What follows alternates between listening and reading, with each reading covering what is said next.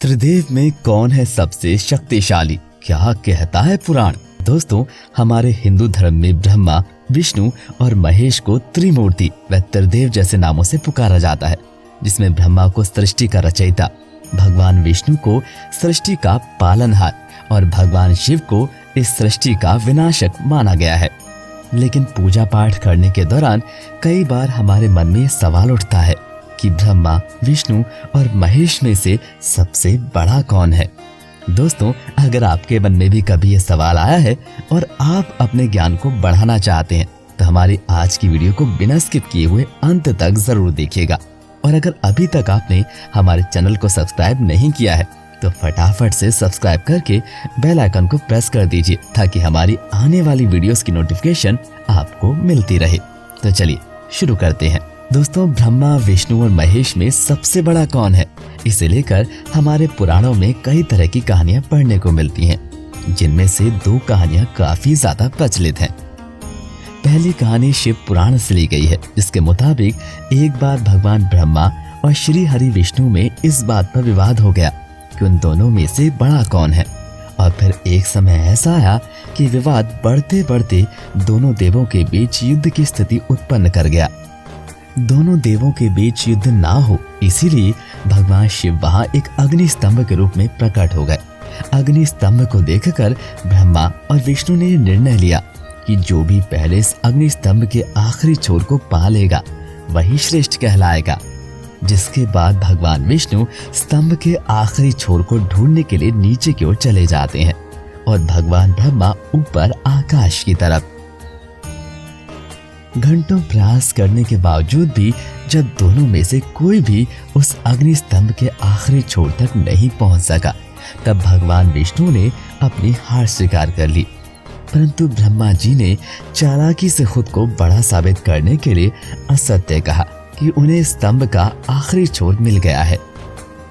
जगत पिता ब्रह्मा जी के मुख से इस तरह का असत्य सुनकर उस अग्नि स्तंभ में से तुरंत शिव जी प्रकट हुए और उन्होंने क्रोधित होकर ब्रह्मा जी के 5 मुखों में से जिस मुख ने असत्य बोला था उसे काट दिया और ये श्राप दिया कि संसार में उनकी पूजा नहीं होगी।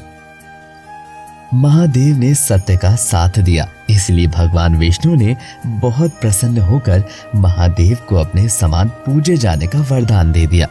दोस्तों, इस तरह शिव पुराण के मुताबिक शिव जी सबसे बड़े हैं।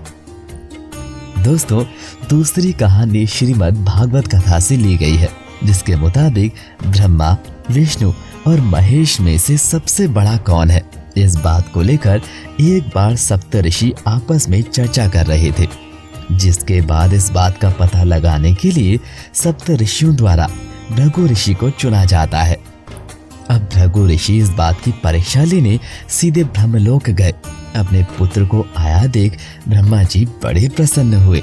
ब्रह्मदेव ने बाहें फैलाकर उनका स्वागत करना चाहा, परंतु भृगु ऋषि ने उनकी तरफ देखा तक नहीं और सीधे जाकर उनके आसन पर बैठ गए।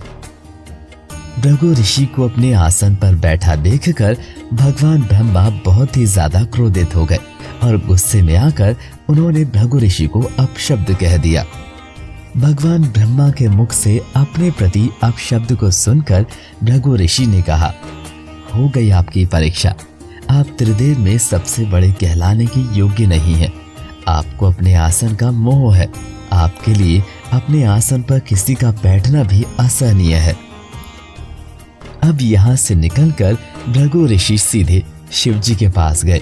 भृगु ऋषि को अपने सामने देखकर शिव जी उनका स्वागत करने के लिए आगे बढ़े, परंतु यहाँ भी भृगु ऋषि ने ब्रह्मा जी की तरह ही शिव जी पर भी कोई ध्यान नहीं दिया। इस बात से शिव जी क्रोधित हो गए और अपना त्रिशूल लेकर उनके पीछे दौड़ने लगे। जैसे शिव जी उनके पास पहुंचे, भृगु ऋषि ने डर से कांपते हुए तुरंत उनके पैर पकड़ लिए और कहा कि महाराज, आपकी भी परीक्षा हो गई। तब शिव जी ने कहा, कैसी परीक्षा और पहले क्यों नहीं बताया? इस पर भृगु ऋषि ने कहा कि यदि मैं पहले ही आपको सचेत कर देता तो फिर ये परीक्षा कैसी होती। त्रिदेव में आप भी सबसे बड़े नहीं हैं, क्योंकि आप अत्यंत क्रोधी हैं। छोटी सी बात पर आपको इतना ज्यादा क्रोध आ गया कि आप मुझे ही मारने निकल पड़े। इतना कहकर अब भृगु ऋषि भगवान विष्णु के पास गए, जहाँ क्षीर सागर में भगवान विष्णु शेषनाग की शैया पर लेटे हुए थे। भगवान विष्णु को इस तरह से लेटा हुआ देखकर भृगु ऋषि ने उनकी छाती पर अपना पैर रखते हुए कहा, और विष्णु महाराज कैसे हैं आप?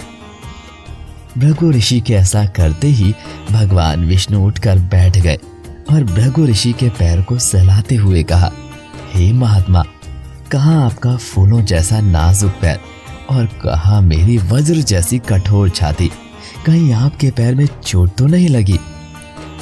भगवान विष्णु के मुख से ऐसी बातें सुनकर भृगु ऋषि तुरंत उनके पैर पकड़कर रोने लगे और क्षमा मांगते हुए कहा, देव, हो गई परीक्षा, त्रिदेव में आप ही सबसे बड़े और महान हैं। जिसके बाद सप्त ऋषियों ने भी ये स्वीकार कर लिया कि ब्रह्मा, विष्णु और महेश में से भगवान विष्णु ही सबसे श्रेष्ठ हैं। वैसे दोस्तों, अगर मेरी नजर से देखा जाए, ये महज दो कहानियां ही हैं। भगवान जो करते हैं वो उनकी लीलाएं हैं, और उनकी लीला के पीछे का रहस्य भृगु जैसे महर्षि भी नहीं जान सकते। अगर हम बात महादेव की करें तो भृगु ऋषि के पैर उस महाकाली के चरण के आगे कुछ नहीं, जो महाकाली ने महादेव की छाती पर रखा था। और सृष्टि की रक्षा के लिए महादेव ने महाकाली के पैरों के नीचे भी आना स्वीकार किया था।